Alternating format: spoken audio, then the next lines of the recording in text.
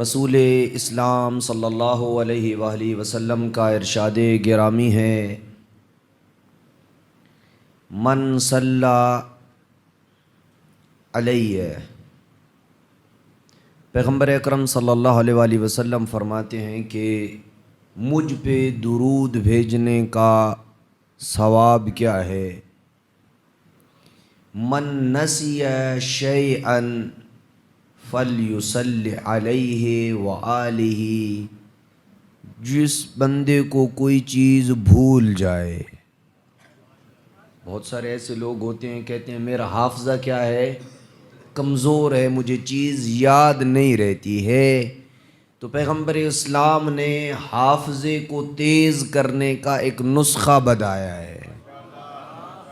ایک تو حکیم آپ کو نسخہ بتاتے ہیں نا، بادام کھایا کرو اور کاجو کھایا کریں اور پتہ نہیں کیا کیا، رسول اسلام نے جو پستہ بادام بتائے ہیں وہ کچھ اور ہیں۔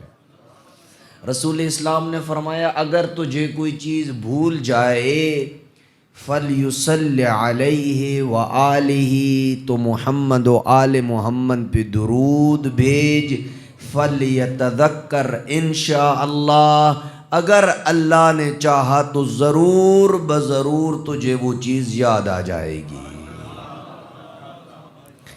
ابھی روایت کو روک کے ایک اور بڑا پیارا اور مجرب ذکر آپ کو تعلیم دے رہا ہوں، چونکہ مجالس عزا کا حقیقی فائدہ یہی ہوتا ہے کہ آپ کچھ لے کے جائیں۔ بہت سارے لوگوں کے گھروں میں یا ویسے ان کی چیز گم ہو جاتی ہے، اور بعض اوقات وہ چیز بڑی قیمتی ہوتی ہے اور وہ نہیں مل رہی ہوتی ہے۔ تو ایک آزمودہ ذکر آپ کو تعلیم دے رہا ہوں، اس کو اگر آپ نے اس ایمان کے ساتھ انجام دیا، اس وجہ سے نہیں کہ ذرا مولانا کا بتایا ہوا نسخہ ٹیسٹ کرتے ہیں کہ یہ قبول ہوتا ہے یا نہیں، اس وجہ سے نہیں، اس ایمان کے ساتھ، اسی کے ساتھ جو ہے وہ اللہ مجھے میری گم شدہ چیز جو ہے وہ ملا دے گا۔ تو اس ذکر کو آپ نے لکھنا ہے اور اس کو لکھ کے آپ نے اللہ کے اوپر توکل کر کے چھوڑ دینا ہے۔ جو بندہ جو بھی اس کی چیز گم ہوئی ہو، گم ہو اس کی جو چیز، وہ کسی جگہ کے اوپر، دیوار کے اوپر یا اور کسی چیز کے اوپر، جو ہاتھ کی انگلی کے ساتھ ہی اول و آخر درود کے بعد یہ جملہ لکھ دے، یا موسیٰ کلیم اللہ۔ توجہ ہے یا نہیں؟ جو جاگ رہے ہیں وہ ذرا صلوات بھیج دیں۔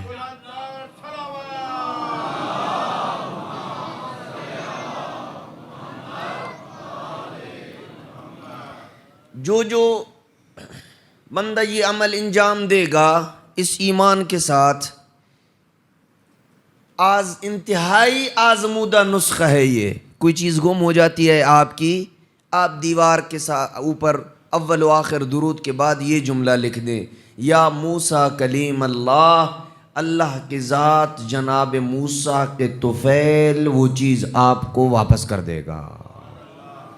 اور اس کا میں آپ کو ایک زندہ واقعہ سناؤں کہ مینا میں پورے حاجی جہاں پہ ہوتے ہیں، ایک حاجی صاحب میرے پاس آئے، بڑے پریشانی کے عالم میں تھے کہ میری ایک انگوٹھی ہے جو تمام ذریعوں کے ساتھ مس ہوئی تھی، اور میں نے بڑے عرصے سے وہ انگوٹھی پہنی ہوئی تھی اور یہ میری گم ہو گئی ہے، میں بڑا پریشان ہوں۔ اس انگوٹھی سے مجھے بڑی محبت تھی، بڑی الفت تھی، انس تھا مجھے تمام۔ میں نے عراق، ایران، شام جتنی بھی زیارتیں کی، اب مکہ مدینہ میں جہاں جہاں میں جا سکتا تھا میں نے اس سے مس کی ہوئی تھی، بڑی متبرک انگوٹھی تھی، تو وہ میری مینا میں کہیں گم ہو گئی ہے، مجھے مل نہیں رہی۔ میں نے اسے کہا کہ یوں مینا کے خیمے جو تھے، میں نے کہا اسی کے اوپر یہ لکھ دو، خیمے کے اوپر اول و آخر درود کے بعد یا موسیٰ کلیم اللہ۔ اس نے وہ لکھ دیا۔ میں نے کہا اب چھوڑ دو، انگوٹھی کی ٹینشن نہ لو، وہ مل جائے گی تمہیں۔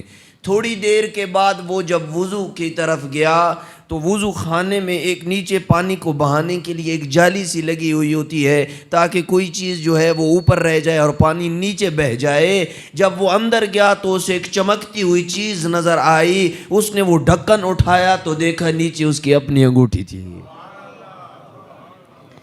تو یہ ایسا مجرب ذکر ہے کہ اگر اس کو آپ آزمائیں گے تو انشاءاللہ اللہ کی ذات جناب موسیٰ کے برکت سے وہ آپ کو چیز مل جائے گی. تو عرض کر رہا تھا صلوات کی برکت کہ من نسی شیئن، جس بندے کو کوئی چیز بھول جائے، بھولنے کی عادت ہو، فَلْيُصَلِّ عَلَيْهِ وَآلِهِ فَيَتَذَكَّرُ إِنشَاءَ، وہ محمد و آل محمد پہ درود بھیجے، اسے وہ چیز یاد آ جائے گی. پھر فرمایا وَإِنْ عَصَرَتِ الْحَاجَةِ، اگر اس کی کوئی ایسی حاجت ہو جو پوری نہ ہو رہی ہو اور بڑے عرصے سے وہ دعا مانگ رہا ہو تو وہ کیا کرے؟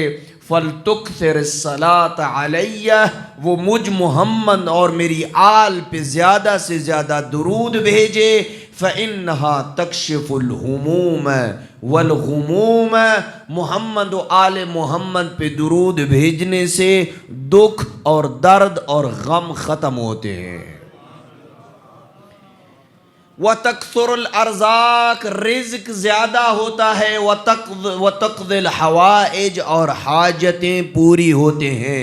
پس صلوات ایک ہے، اسی سے چیزیں بھولی ہوئی بھی یاد آتی ہیں، اسی سے حاجتیں بھی پوری ہوتی ہیں، اسی سے رزق بھی اضافہ ہوتا ہے، اسی سے آپ کے دلوں کے اندر جو کیفیت غم کی ہوتی ہے وہ بھی دور ہو جاتی ہے.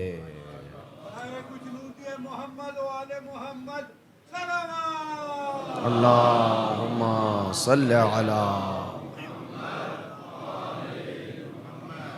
محرم الحرام کی چھٹی مجلس سلسلہ گفتگو اسی معرفت کی قدر و قیمت کے متعلق ہے. کل پیغمبر اکرم صلی اللہ علیہ وآلہ وسلم کی کچھ روایات بیان کی تھیں جس میں معرفت کی قدر و قیمت کے متعلق بیان کیا تھا کہ جو انسان عارف بندہ بن جاتا ہے، اللہ سبحانہ و تعالی نے ہادیان برحق کی زبانی اس کے لیے کیا اجر مقرر کیا ہے. اسی سلسلے کو مزید آگے بڑھاتے ہوئے رسول اسلام کی ایک انتہائی پیاری روایت جو جناب سلمان فارسی سے مروی ہے. جناب سلمان فارسی کہتے ہیں کہ میں رسول اسلام کی خدمت میں حاضر ہوا. دخلت علی رسول اللہ، میں رسول کی محفل میں گیا. رسول اسلام نے جب مجھے آتا ہوا دیکھا تو یہ جملہ ارشاد فرمایا، یا سلمان ان اللہ لم یبعث نبیا ولا رسولا، اللہ نے کسی نبی کو منصب نبوت اور رسالت کے اوپر فائز نہیں کیا ہے، کسی کو عہدہ نبوت اور رسالت نہیں دیا ہے، کسی کو یہ اتنے عظیم مناصب کے اوپر فائز نہیں کیا ہے، الا جعل له 12 نقیبا، مگر اسے اللہ نے 12 جانشین عطا کیے ہیں. ہر نبی کو اللہ نے 12 جانشین دیے ہیں، 12 وصی دیے ہیں، 12 کے 12 اسے اس کے اولیاء دیے ہیں. جب سلمان نے یہ جملہ سنا نا تو جناب سلمان جو سلمان منا اہل البیت کی منزل کے اوپر فائز تھا، سلمان کی قدر و منزلت آپ جانتے ہیں. ایک جملہ اگر اجازت دے جناب سلمان کے متعلق کہتا چلوں، جو آماد ہیں وہ ذرا بلند آواز سے صلوات بھیج دیں.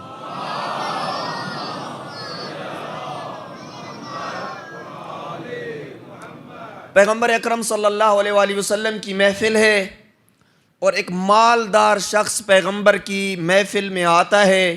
جناب سلمان بالکل پہلو میں بیٹھے ہوئے ہیں اور وہ مالدار شخص آ کے جناب سلمان کے یوں گریبان سے پکڑتا ہے اور اسے پیغمبر سے دور ہٹا دیتا ہے۔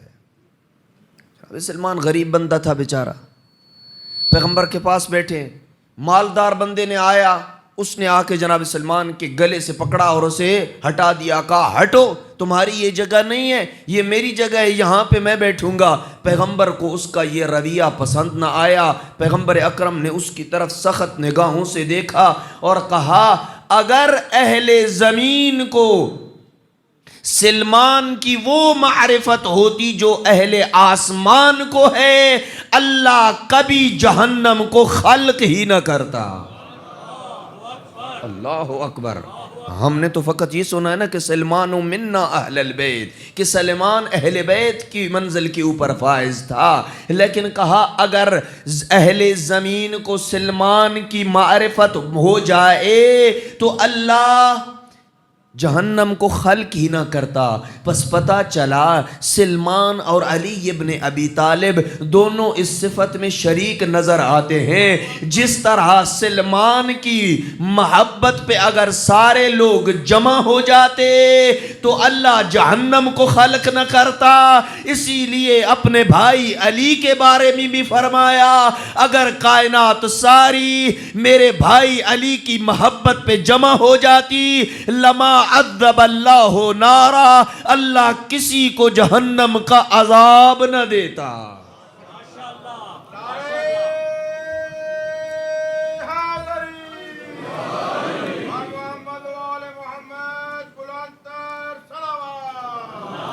اللہم صلی علی محمد۔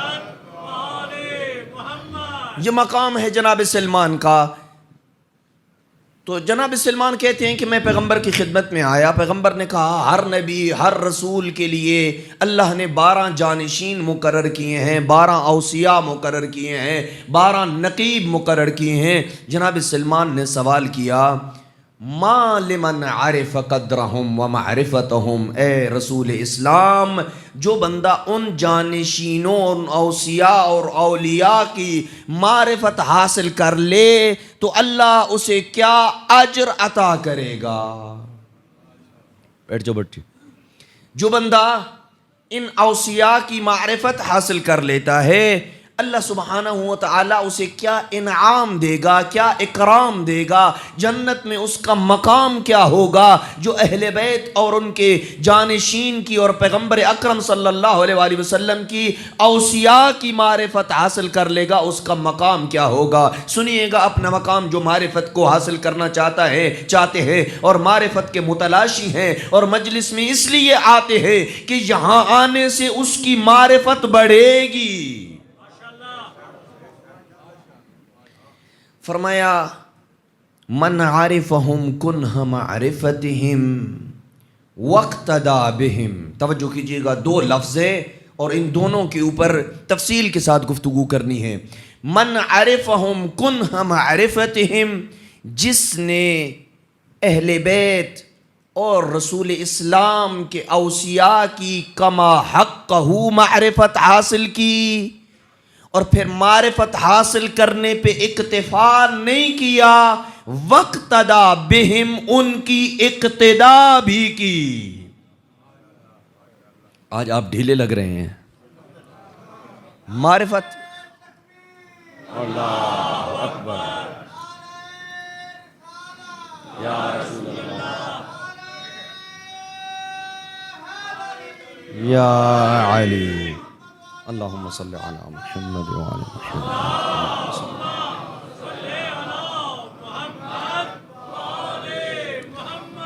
جس نے ان کی معرفت حاصل کی اور پھر اقتدا بھی کی، اس کے لیے آگے روایت میں اجر بیان ہو رہا ہے، لیکن اجر کو بیان کرنے سے پہلے مجھے ان 2 نقطوں کے اوپر رکنا ہے کہ 2 چیزیں ہیں، ایک ہے معرفت اور ایک ہے اقتدا۔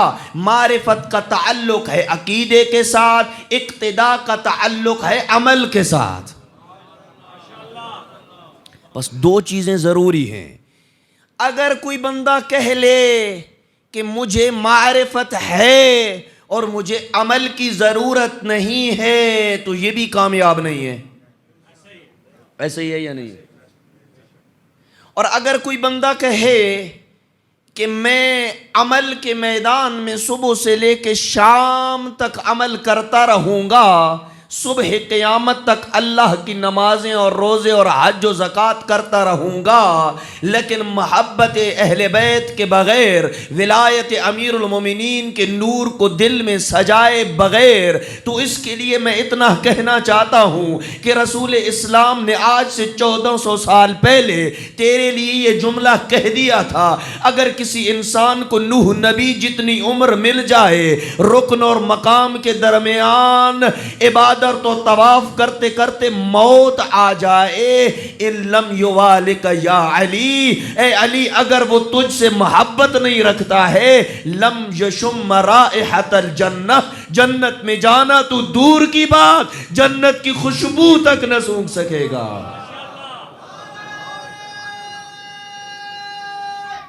حیدری، پس دونوں کو ملا کے چلنا ہے، معرفت بھی حاصل کرنی ہے اور عمل بھی ساتھ ساتھ کرنا ہے۔ جو معرفت حاصل کرتا ہے اور عمل نہیں کرتا یہ بھی کامل انسان نہیں ہے، اور جو عمل کرتا ہے لیکن کہتا ہے کہ مجھے علی کی ضرورت نہیں ہے، میرے لیے رسول ہی کافی ہے، تو رسول اسلام نے کہا کہ اگر تو علی سے محبت نہیں کرتا اور مجھ سے محبت کرتا ہے تو پھر تو مجھ سے محبت کا جو دعویٰ رکھتا ہے یہ دعویٰ بھی سچا۔ آؤ ذرا کائنات بھری میں نگاہیں دوڑاؤ کہ کتنے ایسے افراد آپ کو ملیں گے جو کہیں گے کہ علی ابن ابی طالب سے محبت، ان کی ولایت، ان کا دم بھرنا ضروری نہیں ہے، رسول اسلام ہمارے اندر کافی ہیں، رسول اسلام کی محبت کافی ہے۔ میں کہوں گا اے نادان دوست، مت کر یہ اصرار، اس لیے کہ محمد و آل محمد وہ ہیں کہ جن کے وجود کی وجہ سے اللہ نے اس کائنات کو پیدا کیا ہے، اس کائنات کو بنایا ہے۔ معرفت حاصل کر اور عمل کرتا جلا جا، تیرے عمل پہ قبولیت کی مہر لگتی چلی جائے گی۔ اور شیعہ بھی اس خام خیال میں نہ رہے کہ میرے پاس تو گوہر ولایت علی ابن ابی طالب ہے، اب مجھے کیا عمل کی ضرورت ہے، اب مجھے فقط 10 دن مجالس میں آنا کافی ہے، اب میرے لیے سید الشہداء کا ماتم کرنا کافی ہے، اب میرے لیے مجلس میں آنا کافی ہے، اب میرے لیے سیاہ لباس پہن لینا کافی ہے، اب میرے لیے کربلا میں زیارت جانا کافی ہے، مجھے کیا تعلق نمازیں۔ اور کچھ نادان تو کہہ دیتے ہیں کہ نمازیں پڑھنے والے کربلا میں پڑ گئے۔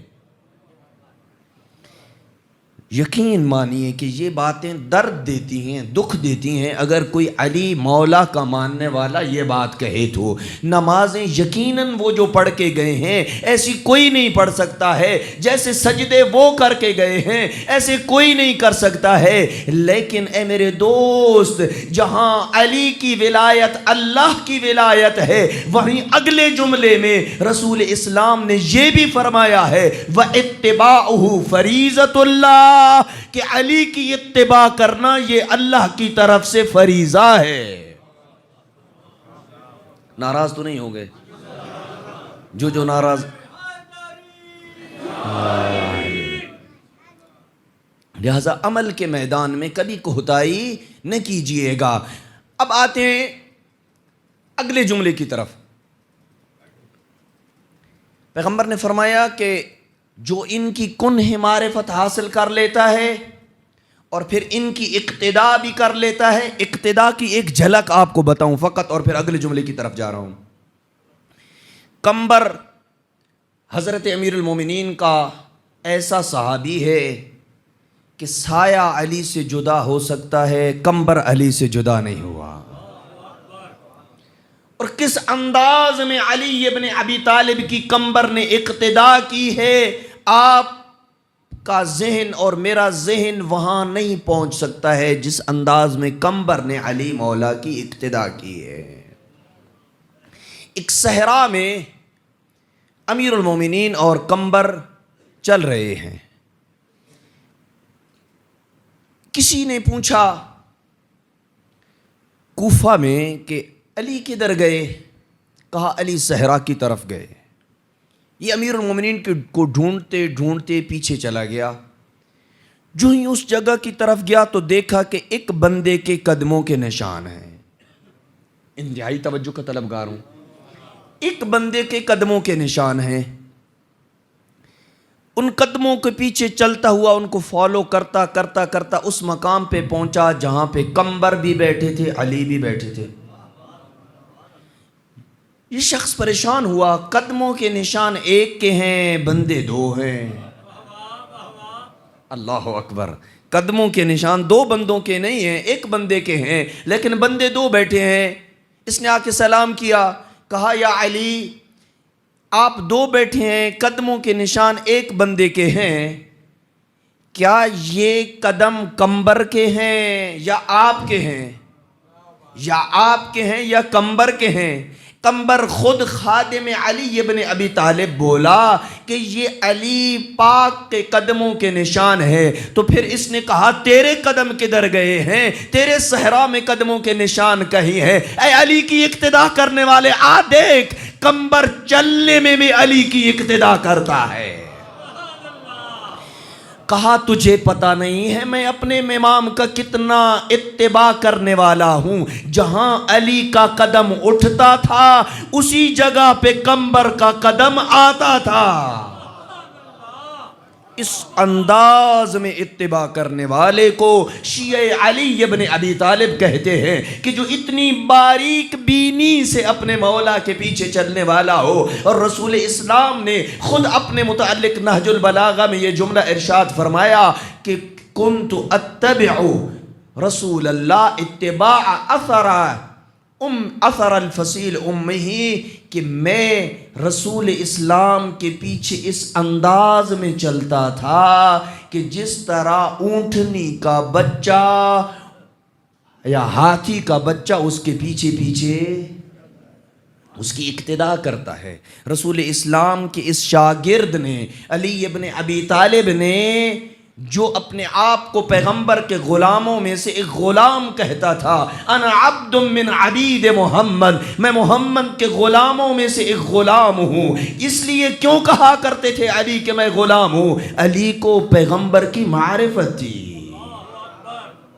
جب معرفت ہو جاتی ہے تو پھر انسان ان جملوں کو کہنے کے اوپر آمادہ ہو جاتا ہے کہ علی جو اتنی قدر و منزلت کا مالک ہے وہ کہہ رہا ہے کہ میں محمد کے غلاموں میں سے غلام ہوں. وہ علی ابن ابی طالب کہ جس کے متعلق قرآن سارا بھرا پڑا ہے علی کی فضیلتوں کے لیے. انما ولیکم اللہ ورسولہ والذین آمنوا الذین یقیمون الصلاۃ کی آیت کبھی نازل ہوئی، کبھی ومن الناس من یشری کی آیت نازل ہوئی. یہ سارے کا سارا قرآن علی ابن ابی طالب کی فضیلتوں کے اوپر بہترین قصیدہ ہے. لیکن اس کے باوجود بھی کہہ رہے ہیں انا عبد من عبید. آیت ولایت آئی تو ایک نقطہ آپ کی خدمت میں عرض کرتا چلوں، چونکہ آج آپ بہت زیادہ خاموش ہیں. نعرہ تکبیر، اللہ اکبر. نعرہ رسالہ، یا رسول اللہ، کل ایمان، نعرہ حیدری. جب یہ آیت نازل ہوئی نا، دیکھنے والے دشمن علی ابن ابی طالب کسی صورت میں علی کی فضیلت کو قبول نہیں کرتا ہے. وہ اس میں لازمی کچھ نہ کچھ جو ہے وہ کیڑے نکالتا ہے تاکہ علی کی فضیلت ثابت نہ ہو. جب یہ مان گیا نا کہ یہ شیعہ سنی کتابوں کے اندر موجود ہے کہ علی ابن ابی طالب نے حالت رکوع میں زکوٰۃ کے طور پہ انگوٹھی دی، پھر دو اشکال کیے. یہ آیت ولایت آ گئی تب آپ کو، کیونکہ آپ ہمارے بچوں کو، ہمارے جوانوں کو ان اشکالات کا کالج یونیورسٹیوں میں سامنا رہتا ہے، تبھی ان کے جوابات دے دیں تاکہ پتہ چل جائے مد مقابل کو کہ علی کے ماننے والے کے پاس ہر فضیلت کا ریفرنس اور جواب موجود ہے. پہلا یہ اشکال کیا کہ کیا کوئی بڑی اس میں فضیلت ہے کہ انگوٹھی ہی تھی تو تھی عقیق کی، یاقوت کی تھی انگوٹھی جو امیر المومنین نے دی. ایک وہ انگوٹھی ہی تھی نارمل سی جو علی ابن ابی طالب نے دی دی، اس میں کون سی تم شیعہ صبح و شام امیر المومنین کے فضائل اور قصیدے پڑھ رہے ہو؟ میں کہوں گا یہ نارمل انگوٹھی نہیں تھی. ایک تو یہ اس کی مادی قیمت سے ہٹ کے یہ علی کے دست عصمت سے مس ہو چکی تھی. پتہ نہیں چکوال کا مجمع کہاں بیٹھا ہے. یہ علی کی دست عصمت سے مس ہو چکی تھی. تجھے کیا پتا یہ علی کے چاہنے والے جب علی کی زری سے کوئی چیز مس شدہ آئے تو اسے متبرک سمجھتے ہیں. کجا علی کی زری اور کجا علی کا نورانی وجود. علی ابن ابی طالب کے نورانی وجود سے مس تھی. اور دوسری تجھے پتا نہیں ہے، تو حقیقت میں جاہل ہے، اس انگوٹھی کی قیمت کیا ہے. میں تجھے تیری کتابوں سے بتاتا ہوں کہ اس انگوٹھی کی قیمت کیا تھی جو علی ابن ابی طالب نے پہنی ہوئی تھی. سب سے پہلے یہ انگوٹھی حضرت سلیمان کی طرف سے وہ انگوٹھی تھی جو حضرت سلیمان کے پاس تھی. اس سے یہ پتہ چلا کہ انبیاء کا وارث علی کے علاوہ جو میراث انبیاء میں چیزیں پہنچتی ہیں وہ سلسلہ بسلسلہ کہاں پہنچی ہیں؟ علی ابن ابی طالب. تو یہ خصوصیت ایک تو یہ ہو گئی کہ یہ انگوٹھی جناب سلیمان کی تھی. دوسری اس انگوٹھی کی اگر تو نے قیمت لگوانی ہی ہے تو آشیہ تجھے اس انگوٹھی کی قیمت بتاتے ہیں. تو سمجھ رہا ہے شاید نارمل کوئی در نجف ہے یا عقیق ہے جو نجف یا کربلا یا مکہ مدینہ قم و مشہد میں مل جاتا ہے. ایسی بات نہیں ہے. اس انگوٹھی کی جو قیمت تھی وہ کیا قیمت تھی؟ توجہ کیجئے گا آخری بندے تک. اس انگوٹھی کی قیمت ملک شام کے سارے ٹیکس سے زیادہ تھی. چکوال کے مجمع اس سے امید نہیں تھی کہ آپ یوں سنیں گے. سارا شام کا ٹیکس اگر اکٹھا کیا جاتا تو جتنا اس ٹیکس کی مالیت بنتی اتنا ایک علی کے انگوٹھی کی قیمت بنتی تھی. کتنا آپ کہیں گے کہ مولانا کتنا ہوگا ٹیکس اس وقت؟ ٹیکس اب کوئی نہیں دیتا، اس وقت ٹیکس کون دیتا تھا؟ ہاں جی، ٹیکس کتنا بنتا تھا اس وقت شام کا؟ روایت میں ہے کہ 300 حمل من فضة و4 احمال من ذهب.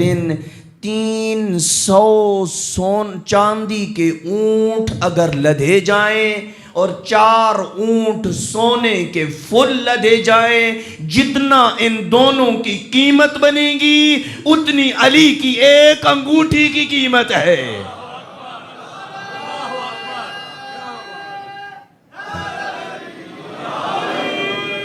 ایک امیر المومنین کی انگوٹھی کی قیمت کتنی ہے؟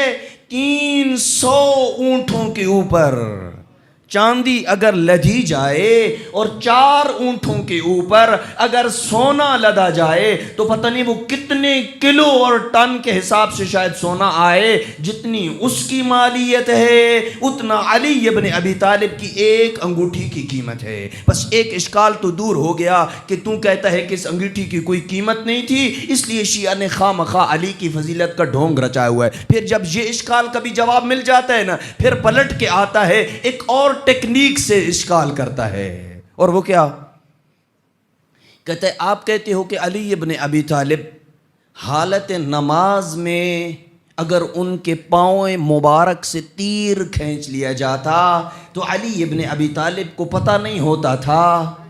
تو یہ جب بندہ اندر آیا اور اس نے مانگنا شروع کیا، اصحاب میں سے کسی نے بھی جب علی ابن ابی طالب کے علاوہ کوئی چیز نہ دی تو علی ابن ابی طالب کی توجہ تو پھر نماز کی طرف نہیں تھی نا، مانگنے والے کی طرف توجہ ہو گئی. کتنا تیرا دشمن اور بغض علی سے مرا ہوا بندہ کتنا تیز ہوتا ہے. نے کہا اس میں پھر علی کی فضیلت تو نہ ہوئی. جب مانگنے والے نے آ کے مانگا تو علی ابن ابی طالب اس کی طرف متوجہ ہو گئے. جب علی اس کی طرف متوجہ ہو گئے، جملہ میں اہل ولا کے لیے نظر کر رہا ہوں، اس بندے پہ اس جملے پہ جو بندہ کنجوسی کرے گا وہ علی ابن ابی طالب کے حق میں کنجوسی کرے گا. خدا کی قسم یہ پوری مجلس کا سب سے قیمتی ترین جملہ ہے کہ اگر وہ کہتا ہے کہ اگر علی کی توجہ ادھر چلی گئی تو پھر علی کی نماز ناقص ہو گئی ہے، کیونکہ ساری توجہ تو علی کی نماز میں اپنے رب کی طرف نہیں رہی ہے، اس کی طرف رہی گئی ہے جو مانگنے والے آیا ہے۔ میں کہوں گا علی کی اگر ناقص نماز پہ اللہ تحفے میں ولایت دے دے تو اللہ جانے اس کی کامل نماز کا اجر کیا ہوگا۔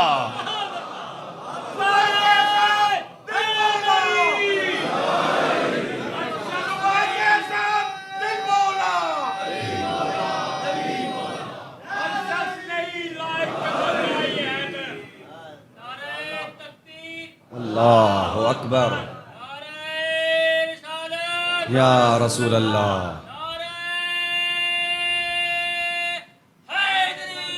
یا علی۔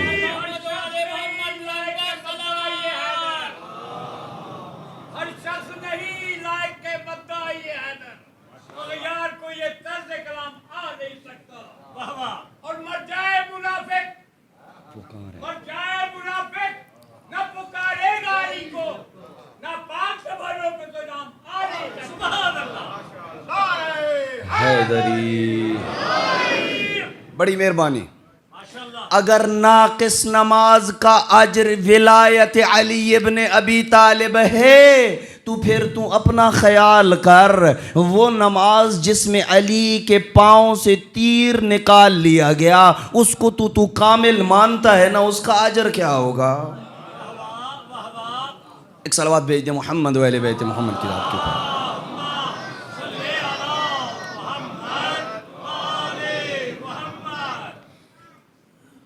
پس جو معرفت حاصل کرے، پلٹ رہا ہوں اسی کی طرف، چونکہ یہ ولایت کا درمیان میں تذکرہ آ گیا تو میں کہا کہ اس شبہے کو دور کرتا چلوں۔ جو بندہ معرفت اہل بیت کنہ معرفت حاصل کر لیتا ہے اور پھر اس کی اقتداء بھی اہل بیت کی کر لیتا ہے، کیا اجر ملے گا اسے؟ نریدو یریدو ما نریدو ویسکنو ما نسکنو، وہ جنت میں اور حوض کوثر میں وہاں آئے گا جہاں سے ہم اہل بیت پانی پئیں گے، اور جنت میں وہاں رہے گا جہاں ہم اہل بیت رہیں گے۔ سن لیجئے اپنے اجر کی قیمت کہ کیا اللہ نے آپ کو اجر دیا ہے۔ اگر تم معرفت بھی حاصل کر لے گا، ان کی اقتداء بھی کر لے گا، ان کا پکا شیعہ کہلائے گا، اپنے نماز روزے کا پابند بھی ہوگا، پھر جب تم وہاں جائے گا نا، علی مولا کہیں گے آ جا، تم وہاں ٹھہرے گا جہاں میں علی ابن ابی طالب چاہوں گا۔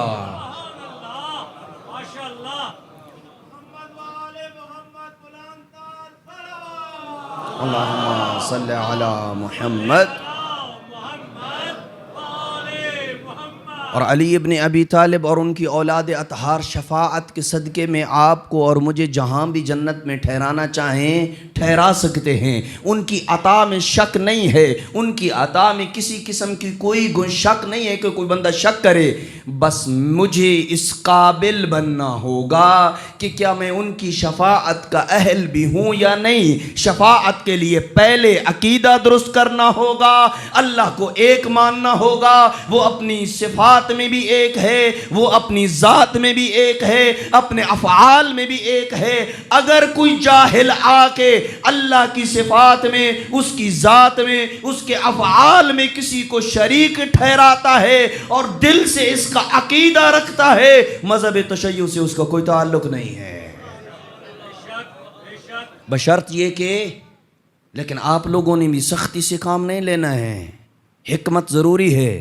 پہلے یہ چیک کرو کہ واقعاً اس کا یہ عقیدہ بھی ہے یا فقط اس سادہ عوام کو گمراہ کرنے کے لیے آیا ہے۔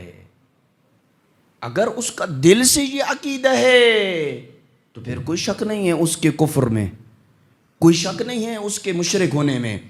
لیکن اگر اس کا دل سے یہ عقیدہ نہیں ہے، اور یہ تقریباً پورے پاکستان کی مشکل ہے کہ ہم غلط پڑھنے والے کے اوپر فوراً فتویٰ لگاتے ہیں کہ وہ غالی ہو گیا ہے، مشرک ہو گیا ہے، فلاں ہو گیا فلاں۔ فتویٰ لگانے سے پرہیز کر، کسی کو مشرک یا کافر جلدی مت بنا، پہلے اس کے دل کے اندر جو عقیدہ ہے اس کو دیکھ۔ اگر وہ دل سے علی حیدر کرار کو کائنات کا رب، خالق، رازق مانتا ہے، یہ مشرک ہے۔ لیکن اگر وہ اس سادہ عوام کو گمراہ کر رہا ہے، پیسے کی خاطر، جاہ کی خاطر، شہرت کی خاطر کر رہا ہے کہ میری مجالس زیادہ ہو جائیں، واہ واہ ہو جائے، مجلس اچھی لگ جائے، فیس اچھی مل جائے، اگر یہ ہے تو پھر یہ ضال اور مضل ہے، خود بھی گمراہ ہے، دوسروں کو بھی گمراہ کر رہا ہے۔ اس کے اوپر شرک کا حکم مت لگائیے۔ پریشان ہو گئے؟ جو پریشان نہیں ہے وہ ذرا بلند آواز سے صلوات بھیج دیں۔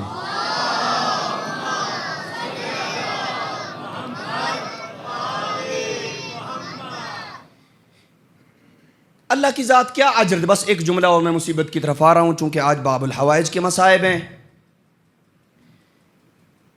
جو بندہ معرفت حاصل کر لیتا ہے تو امام نے کیا رسول اسلام نے کیا فرمایا؟ وہ جنت میں وہاں رہے گا جہاں ہم رہیں گے۔ جبل عامل کا ایک مومن ہے، جبل عامل لبنان میں ہے۔ یہ جو ہماری مذہب اہل بیت کی ایک بڑی عظیم الشان کتاب ہے، وسائل الشیعہ، نام سنا ہے یقیناً آپ نے، وسائل الشیعہ۔ اس کا جو رائٹر ہے وہ اسی جگہ سے ہے، حر عاملی۔ عاملی کیوں کہا جاتا ہے؟ اس لیے کہ یہ جبل عامل سے ہے۔ یہ ایک ایسا شہر ہے جہاں سے بڑے بڑے مجتہدین گزرے ہیں، شہید ثانی اسی سے تھے، اور بہت مجتہدین جو فقہ میں بہت پائے کے فقہا شمار ہوتے تھے، وہ اسی جگہ سے پیدا ہوئے ہیں۔ بڑی بابرکت جگہ ہے جبل عامل۔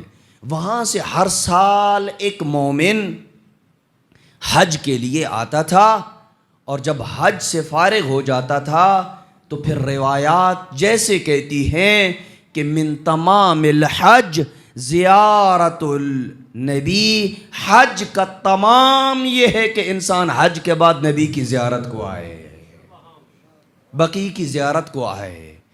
تو یہ رسول کی سنت پہ عمل کرتے ہوئے حج سے فارغ ہونے کے بعد رسول اسلام کے فرزند امام جعفر صادق کی خدمت میں حاضر ہوتا تھا۔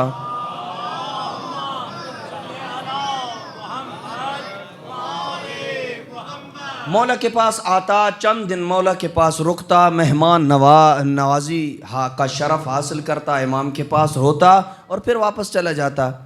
ایک سال جو آیا تو اس کے ہاتھ میں 10,000 درہم تھے۔ اس نے کہا مولا میں ہر سال آتا ہوں، آپ کے لیے باعث زحمت بنتا ہوں، یہ 10,000 درہم آپ کو دے رہا ہوں، اس سے آپ نے میرے لیے مدینہ میں گزارے کا ایک گھر خرید لینا ہے، تاکہ میں جب بھی مدینہ زیارت کے لیے آؤں تو آپ کے لیے باعث زحمت نہ بنوں بلکہ اپنے گھر میں شفٹ ہو جاؤں۔ یہ آیا، پیسے دیے، چلا گیا۔ اگلے سال پھر جب ان بچوں کو جدا کر دیں، اگلے سال محمد و آل محمد بلندتر صلوات، اللہم صلی علی محمد و علی۔ اگلے سال پھر جب حج سے فارغ ہو کے رسول اسلام کی زیارت سے مشرف ہونے کے بعد صادق آل محمد کی خدمت، انتہائی توجہ کا طلبگار ہوں، خدمت میں آیا نا تو کہا یا صادق آل محمد آپ کی خدمت میں ہم نے ایک گزارش کی تھی اور اس کی کچھ ایڈوانس پیسے بھی ہم دے گئے تھے کہ ہمارے لیے مدینہ میں آپ نے گھر خرید لینا ہے، کیا آپ نے ہمارے لیے مدینہ میں گھر خرید لیا ہے؟ کہا ہاں اے بندے مومن تیرے لیے ہم نے گھر خرید لیا ہے۔ کہاں خریدا ہے مولا؟ کہا تیرے لیے گھر تو خرید لیا ہے ان 10,000 درہم کے بدلے میں، لیکن مدینہ میں نہیں جنت میں خرید لیا ہے۔ اللہ اکبر۔ جنت میں تیرے لیے گھر خرید لیا ہے. یہ بڑا خوش ہوا اور خوشی سے اس کی آنکھوں سے آنسو برسنے لگے کہ میں اور فقط 10,000 درہم کے بدلے میں جنت میں میرے لیے گھر. کہا مولا جنت میں آپ نے جو میرے لیے گھر خریدا ہے نا اس کی لوکیشن کیا ہے؟ ابھی آپ کو کوئی کہے نا کہ اسلام آباد بیریا میں DHA میں آپ کے لیے میں نے پلاٹ خریدا ہے تو آپ میں سے لوکیشن پوچھیں گے کہ کس جگہ خریدا ہے. کہاں مولا میرے لیے آپ نے گھر کیا ہے؟ سنیے گا بہت ہی گولڈن لوکیشن بیان کی ہے صادق آل محمد نے. کہا اما حد الاول فبیت رسول اللہ، تیرے گھر کی ایک دیوار ختمیہ مرتبت کے گھر کی دیوار کے ساتھ لگتی ہے. تیرے گھر کی دوسری دیوار علی مرتضیٰ کی گھر کی دیوار کے ساتھ، تیرے گھر کی تیسری دیوار حسن مجتبیٰ کے، تیرے گھر کی چوتھی دیوار حسین ابن علی کے گھر کی دیوار کے ساتھ لکھتی ہے. گویا دوسرے لفظوں میں صادق آل محمد کہہ رہے تھے کہ جنت میں ہم نے تیرے لیے عین محلہ بنو ہاشم کے سنٹر میں گھر خرید لیا ہے. وہاں پہ گھر خرید لیا. بندہ بڑا سیانہ تھا یہ بھی.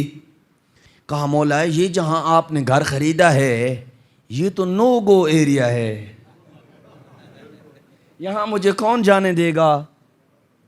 جہاں پہ رسول اسلام کی جنت میں رہائش ہوگی، جہاں علی ابن ابی طالب ہوگی، وہاں ملائکہ کی کتنی سیکورٹی ہوگی، وہاں کون سے میں جا سکوں گا؟ مجھے کوئی انٹری پاس کوئی چیز تحریر لکھی ہوئی تو دے، کوئی ضمانت تو ہو جب میں وہاں جاؤں تو مجھے داخل ہونے دیں. کہا کاغذ اور قلم لے کے آؤ. کاغذ اور قلم آیا. فرزند رسول خدا نے ایک تحریر لکھی اور کہا اس کو اپنے ساتھ لے جانا اور وصیت کر جانا، جب تم دنیا سے رخصت ہو تو اسے اپنے ساتھ قبر میں رکھ دے. وقت گزرا، اس کی وفات ہو گئی اور اس کے بیٹوں نے وصیت پہ عمل کرتے ہوئے وہ کاغذ کا ٹکڑا اس کے کفن کے ساتھ ہی اندر دفن کر دیا. حسب عادت آپ کے مرحومین خدا ان کے درجات بلند کرے، آپ ان کی قبروں کے اوپر سوئم پہ جاتے ہیں، دوسرے یا تیسرے دن جاتے ہیں. اس کے بیٹے بھی جب دوسرے یا تیسرے دن کے بعد اس کی قبر پہ گئے نا تو دیکھا کہ وہی پرچی جو ہم نے اپنے ابا جان کے ساتھ کفن میں دفنائی تھی وہی باہر پڑی ہے، اور ایک طرف صادق آل محمد کی تحریر لکھی ہوئی ہے، دوسری طرف یہ جملہ لکھا ہوا ہے صادق آل محمد نے جو مجھ سے وعدہ کیا تھا وہ پورا کر دکھایا ہے. تو پس پتہ چلا جو معرفت حاصل کرتا ہے وہ کہاں رہتا ہے؟ جہاں وہ رہتے ہیں وہاں رہتا ہے. ایک صلوات بھیج محمد و اہل بیت محمد کی.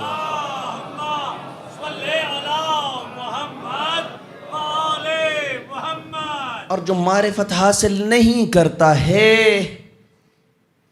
پھر وہ جہنم کے نچلے ترین طبقے میں جاتا ہے، ساتھ ساتھ اگر وہ معرفت نہ ہونے کے بغض بھی دل میں رکھ رہا ہے تو وہ جہنم کے نچلے ترین طبقے میں جائے گا. اور جنہوں نے معرفت حاصل نہیں کی ان کی اگر زندہ مثال دیکھنی ہو تو واقعہ کربلا میں قاتلان امام حسین کو دیکھ لے کہ ان سب چیزوں اور فضائل کے باوجود بھی ایسے ایسے ستم ڈھائے، ایسے ایسے ظلم کیے کہ جن مظالم کو آل محمد کی خواتین تو خواتین، مرد بھی جب ان مظالم کو یاد کرتے تھے جگر پارا پارا ہو جاتا تھا، دل دہل جاتا تھا. ان مصیبتوں میں سے ایک مصیبت باب الحوائج حضرت علی اصغر کی ہے. جو بھی جناب علی اصغر کو دیکھتا ہے نا، ان کے مصائب کو دیکھتا ہے نا، اسے یقین ہو جاتا ہے کربلا میں جنگ نہیں ہوئی ہے. اجرکم اللہ. حضرت علی اصغر کے مصائب ہو رہے ہوں تو کہنے کی ضرورت نہیں ہے کہ تو گریا کر. حضرت علی اصغر کے مصائب پہ کسی کو کہنے کی ضرورت نہیں ہے تو گریا کر، اس لیے کہ جناب علی اصغر کے مصائب پہ شیعہ سنی نہیں روتے ہیں، ہر زندہ ضمیر روتا ہے. جس کا ضمیر زندہ ہے نا وہ جناب علی اصغر کے مصائب پہ روتا ہے. شیخ الجامعہ تمہید کے چند جملے اور شہادت کی طرف آؤں گا۔ شیخ الجامعہ علامہ اختر عباس نجفی خدا غری کے رحمت کرے، کروٹ کروٹ جنت نصیب کرے، یہ جملہ پڑھا کرتے تھے: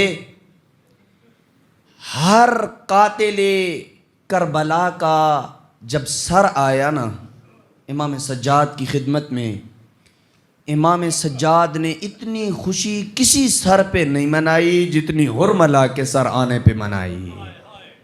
جب حرملہ کا سر آیا، امام سجاد باہر گئے، بازار میں مٹھائی خریدی، مدینہ کے چھوٹے چھوٹے یتیم بچوں کو جمع کیا، خود اپنے ہاتھ سے مٹھائی تقسیم کرتے اور کہتے تھے یہ میرے اصغر کے قاتل کی خوشی کی مٹھائی ہے۔ اجرکم اللہ۔ غریبوں کو رونے کے لیے منزل بڑھاتا ہے، تیاری کر، باب الحوائج کو پرسہ دینا ہے۔ عزاداران مظلوم کربلا، اولاد انسان کو نا دو حالتوں میں بڑی پیاری ہوتی ہے۔ جو صاحب اولاد بیٹھے ہیں نا وہ میری اس بات کو بڑے اچھے طریقے سے درک کریں گے۔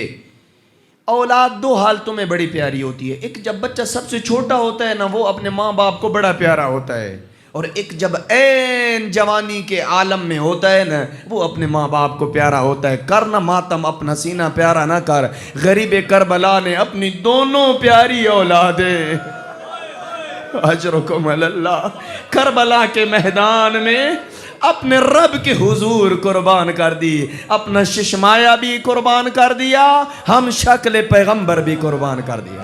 اجرکم اللہ، اجرکم اللہ۔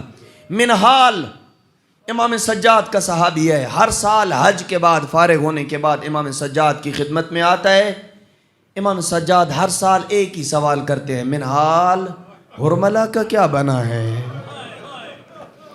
ایک سال جو منہال رویا نہ، کہا مولا کبھی اکبر کے قاتل کا نہیں پوچھا، ہم شکل پیغمبر کے قاتل کا نہیں پوچھتے، کبھی عباس وفا کے قاتل کا نہیں پوچھا، کبھی قاسم کے قاتل کا نہیں پوچھا، کبھی اس کا نہیں پوچھا جس نے تیرے بابا کے گلے پہ 13 ضربیں چلائی تھیں، اس کا نہیں پوچھا، ہمیشہ پوچھتے ہیں تو اصغر کے قاتل کا پوچھتے ہیں۔ وجہ کیا ہے؟ بیمار کا گریہ بڑا، کیا تجھے پتہ نہیں ہے؟ عباس کی ماں ٹھنڈے پانی بھی پی لیتی ہے، سائے پہ بھی بیٹھ جاتی ہے، قاسم کی ماں ٹھنڈے پانی بھی پی لیتی ہے، سائے پہ بھی بیٹھ جاتی ہے۔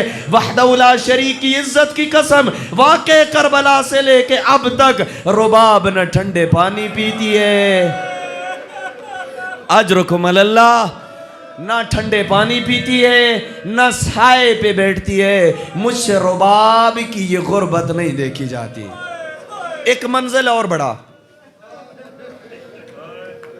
مجھے یہ بتانا کہ چھوٹا بچہ، یہ مائیں، میری مائیں بہنیں اس جملے کو بڑا اچھا سمجھ سکیں گی، جو 6 ماہ کا بچہ ہوتا ہے نا اس بچے کو گلاس سے پانی نہیں پلایا جاتا ہے، اس کو جگ سے پانی نہیں پلایا جاتا ہے۔ منظر میں بناؤں گا، میری طرف تو نے فقط دیکھنا ہے۔ یوں ماں اپنی انگلیاں پانی سے تر کر کے چند قطرے اس کے گلے میں ڈالتی ہے، بچہ سیراب ہو جاتا ہے۔ زمین پھٹ کیوں نہیں گئی جب حسین نے ایک قطرہ پانی مانگا تھا؟ اجرکم اللہ، اجرکم اللہ۔ اس سے بڑی مصیبت میرے پاس نہیں ہے جناب علی اصغر کی۔ اجرکم اللہ۔ عزاداران مظلوم کربلا، مائیں بچوں کو اپنی انگلیاں تر کر کے پانی کے 2 قطرے پلاتی ہیں۔ اجرکم اللہ۔ غریب کربلا کے غم کے علاوہ کوئی غم نہ آپ کو ملے۔ جناب رباب آپ سے راضی ہوں، آپ کے پرسے کو قبول کریں۔ عزاداران مظلوم کربلا، صبر سے روتے آ، منزل بڑھاتے آ۔ یہ زمانے کا دستور ہے کہ دعا کیا کریں کہ کسی شریف کو کسی کمینے سے کچھ مانگنا نہ پڑے، کسی شریف کو کسی کمینے سے کچھ مانگنا نہ پڑے۔ اگر مانگنا پڑ جاتا ہے نا شریف کو شریف سے مانگنا پڑے، اس کی لاج رکھی جائے گی۔ وحدہ لا شریک کی عزت کی قسم، آنا ذرا میں تمہیں بتاؤں، کربلا کے میدان میں حسین سے بڑھ کے کوئی شریف نہیں تھا، پسر سعد سے بڑھ کے کوئی کمینہ نہیں تھا۔ جب حسین اصغر کو اٹھا کے ہاتھوں پہ لیے، ایک گھونٹ پانی کا سوال استقبال کر رہے تھے. اجرکم اللہ. بس آخری جملہ اور میں مصائب شروع کرنے لگا ہوں. جناب زینب عالیہ کا بیان ہے کہ کوفہ سے لے کے شام تک، شام سے لے کے واپس مدینہ تک میں نے راتوں کو کئی بار اٹھ کے رباب کو دیکھا. کبھی ادھر ہاتھ مارتی تھیں، کبھی ادھر ہاتھ مارتی تھیں، کبھی ادھر ہاتھ مارتی تھیں. ایک رات جو میں نے اٹھ کے پوچھا، رباب کیا کوئی تیری قیمتی چیز گم ہو گئی ہے؟ مجھے بتا، شاید میں تیری مدد کر سکوں. رباب کا گریہ بڑا، کہا میری آقا زادی، او میرے اصغر کے دودھ کا وقت ہو گیا ہے، میں اپنے اصغر کو تلاش کر رہی ہوں، او میرا اصغر مجھے نظر نہیں آتا. اجرکم اللہ، اجرکم اللہ. علی غم شبیر کے علاوہ کوئی غم نہ دے. بے اولاد کو اللہ جھولیاں ان کی آباد فرمائے. اجرکم اللہ. عزاداران مظلوم کربلا. بس میں آ گیا شہادت کے قریب. 10 محرم کے دن علی اصغر کو ایسے اٹھا کے دشمنوں کے سامنے لے گئے، لگتا تھا اپنے ہاتھ میں قرآن اٹھا کے لے کے جا رہے ہیں. جب آئے نا دشمن کے سامنے، ایک لفظ کہا غریب کربلا نے، صبر صبر کر لیجئے. ایک لفظ کہا غریب کربلا نے، کہا افلا ترون کیف یتلذی عطشا. اے ظالم ہو، دیکھتے نہیں ہو یہ کس طرح مچھلی کی طرح شدت پیاس سے بلک رہا ہے. امام نے ایک لفظ استعمال کیا ہے، تلذی. تلذی عربی میں مچھلی کی اس حالت کو کہا جاتا ہے جب مچھلی کو پانی سے باہر لایا جاتا ہے نا، جب وہ پانی سے باہر آتی ہے نا تو کبھی دائیں گر جاتی ہے، کبھی بائیں گر جاتی ہے. جب یہ طاقت بھی ختم ہو جاتی ہے، کبھی دائیں کروٹ بدلتی ہے، کبھی بائیں کروٹ بدلتی ہے. جب یہ طاقت بھی ختم ہو جاتی ہے نا، کبھی منہ کھولتی ہے شدت پیاس سے، کبھی منہ بند کرتی ہے. وحدہ لا شریک کی عزت کی قسم، 7 محرم آئی، اصغر پہ پہلی حالت بنی. گہوارے میں کبھی دائیں گر جاتے ہیں، کبھی بائیں گر جاتے ہیں. 9 محرم آئی، اصغر کی تیسری حالت بن گئی، کبھی دائیں کروٹ بدلتے، کبھی بائیں کروٹ بدلتے. 10 محرم کا دن آیا، اصغر کی تیسری حالت بن گئی، کبھی منہ کھولتے تھے پھر بند کرتے تھے. لیکن میں کہوں گا عصر عاشور جب بابا کے ہاتھوں پہ تھے، اصغر کی کوئی چوتھی حالت بن گئی تھی. وہ جب منہ کھولتے تھے پھر بند کرنے کی طاقت نہ تھی، وہ جب بند کرتے تھے پھر منہ کھولنے کی طاقت نہ رہتی تھی. اجرکم اللہ، اجرکم اللہ. جناب علی باب الحوائج تمہیں کوئی غم نہ دیں. عزاداران مظلوم کربلا، عزاداران مظلوم کربلا، شبیر تمہارے اس پرسے کو قبول کریں، سیدہ تیرے پرسے کو قبول کریں. جناب سید راضی ہوں، ایک منزل بڑھاؤ. جناب علی اصغر کی اس حالت کو جب قوم اشقیاء نے دیکھا نا، قوم اشقیاء کے اندر کھلبلی مچ گئی. پسر سعد ڈر گیا کہ اب میری فوج میرے خلاف ہو جائے گی. حرملہ کو حکم دیا، اقطع کلام الحسین، حسین کے اصغر کو ایسا پانی پلا پھر قیامت تک کوئی ششمائے پانی نہ مانگے. عزادارو، اس نے اپنے ترکش سے وہ تیر نکالا جو جنگوں میں انسانوں کو نہیں مارا جاتا، گھوڑوں کو مارا جاتا ہے. 6 شعبہ تیر تھا، اس کا تیر نکالنا تھا. اس نے تیر کمان میں جوڑا. عزادارو، تیر کا چلنا تھا، اصغر کے ننے گلے پہ لگا. فَذُبِحَ مِنَ الْوَرِيدِ إِلَى الْوَرِيدِ. اصغر ایک کان سے دوسرے کان تک ذبح ہو گیا. فَانْقَلَبَ الصَّبِيُّ عَلَى يَدِ الْإِمَامِ. بچہ امام کے ہاتھوں پہ الٹ گیا. اجرکم اللہ. بچہ امام کے ہاتھوں پہ الٹا. اب مجھے یہاں جملہ کہنی دیجئے. حیدرآباد دکن کا مؤرخ لکھتا ہے تیر اصغر کے وزن سے اتنا بھاری تھا، تیر کا اتنا وزن تھا، خدا کی قسم اگر اصغر بابا کے ہاتھوں پہ نہ ہوتا، جدھر تیر جاتا ساتھ اصغر جاتے. ہائے رباب تیرے اصغر کے عجیب ارمان ہے۔ اجرکم اللہ۔ ایک مصیبت جو فقط جناب علی اصغر کے ساتھ ہے وہ پڑھنے لگا ہوں، دل تھام کے اس مصیبت کو سنیے گا، دل تھام کے اس مصیبت کو سنیے گا۔ اگلے سال کس نے محرم دیکھا ہے؟ کوئی باب الحوائج پہ اگلے سال روئے گا مجھے ملے گی اجازت میں پڑھ سکوں گا نہیں پڑھ سکوں گا؟ عزاداران مظلوم کربلا، کربلا کا جو شہید بھی گرا ہے نا، کوئی آدھے میل پہ گرا، کوئی 1 میل پہ گرا، کوئی 1.5 میل پہ گرا، کوئی 2 میل پہ گرا، کسی شہید کو غریب کربلا نے گھوڑے کی زین سے نیچے گرتا ہوا اپنی آنکھوں سے نہیں دیکھا۔ دور جنگ کرتے ہوئے جوان تھے، لڑتے لڑتے دشمن کے حملوں سے گھوڑے کی زین سے زمین پہ آئے۔ وحدہ لا شریک کی عزت کی قسم، کربلا کا واحد شہید علی اصغر ہے۔ ہرملا کو کمان میں تیر جوڑتے بھی دیکھا، تیر کو آتا ہوا بھی دیکھا، اصغر کے ننھے گلے پہ لگتا بھی دیکھا، اپنے ہاتھوں پہ الٹتا بھی دیکھا۔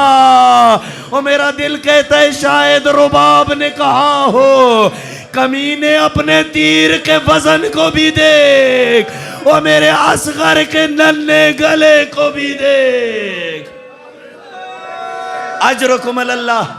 غم شبیر کے علاوہ کوئی غم نہ ملے۔ عزادارو اب ایک ایسا منظر بنانا جناب علی اصغر جب الٹے نا بابا کے ہاتھوں کے اوپر، ایک ایسا منظر بنا جو اکبر کے لاشے پہ نہ بن سکا، جو عباس وفا کے لاشے پہ نہ بن سکا، جو قاسم کے لاشے پہ نہ بن سکا، کسی شہید کے لاشے پہ نہ بن سکا۔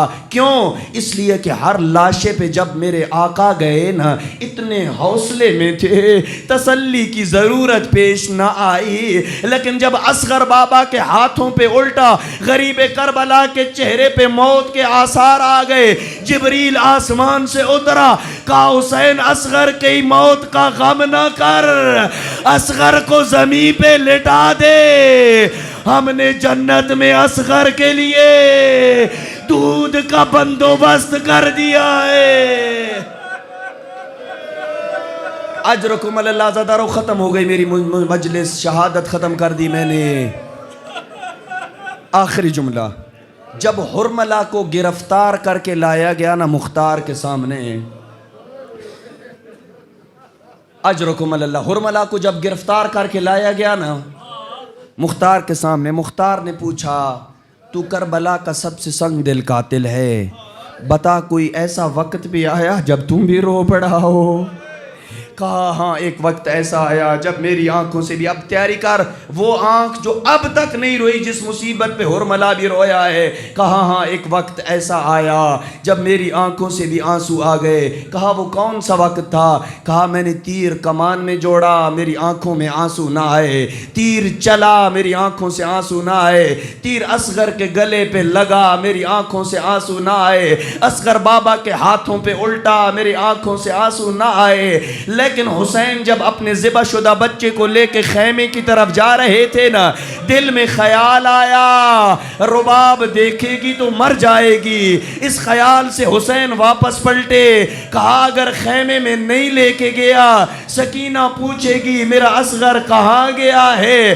اسی کشمکش میں حسین 7 دفعہ آگے گئے، 7 دفعہ پیچھے آئے، زباں پہ یہ جملہ تھا رضن بقضائہی و تسلیما لامرے، او میرے رب حسین تیری رضا پہ راضی ہے۔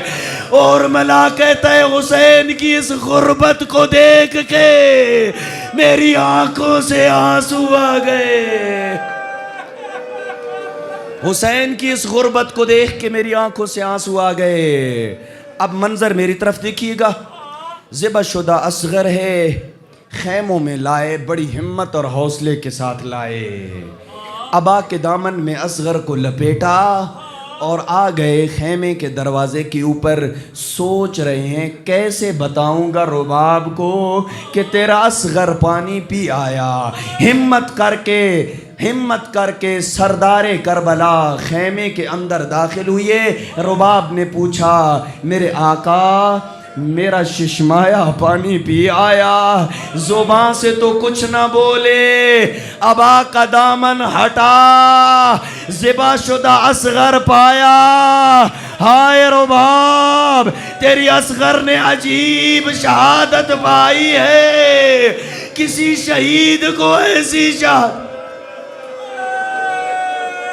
میری ماں بہنوں کے حصے کا جملہ، کربلا کی شیر دن خاتون تیرے حوصلے پہ میرے کروڑوں سلام ہوں۔ لاشا وارث سے لیا، اپنے بچے سے 3 باتیں کر کے لاشا وارث کے حوالے کر دیا۔ وہ میں 3 باتوں پہ مجلس ختم کر رہا ہوں۔ لاشا ہے علی اصغر کا، آنا اس ماں سے پوچھ جس کا اصغر جیسا پھول ہو، ماں نے اپنے بچے کو اپنے ہاتھوں پہ اٹھایا ہوا ہو اور پہلی کلام کر رہی ہو، اصغر بیٹا تیرے نانے کا قرآن تو کہتا ہے بڑے حیوانوں کو نیزے مارے جاتے ہیں اور ذبح کیا جاتا ہے، چھوٹے حیوانوں کو خنجر کے ساتھ ذبح کیا جاتا ہے۔ اصغر بیٹا تیری ماں کی سمجھ سے یہ بات بالا تر ہے، اب مثلوں کا ینحر، کیا تجھ جیسوں کو بھی نیزے مار کے نحر کیا جاتا ہے؟ کیا تجھ جیسے کو بھی نیزے مار کے نحر کیا جاتا ہے؟ اصغر بیٹا تیرے نانے کا اجرکم اللہ، اجرکم اللہ، بڑی درد بھری روایت ہے، کہا اصغر بیٹا تیرے نانے کا قرآن تو کہتا ہے والوالدات یرضعن اولادہن حولین کاملین، مائیں اپنے بچوں کو 2 سال تک دودھ پلائیں۔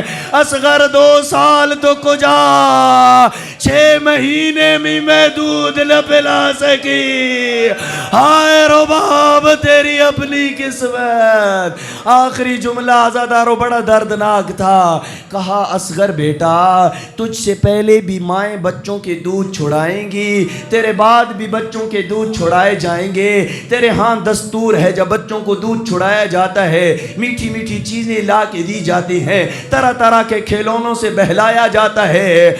ذرا دیکھ کربلا میں اصغر کا دودھ چھڑایا جا رہا ہے، ایک سے شوبہ تیر آیا، اصغر کے گلے کو کاٹتا ہوا چلا گیا۔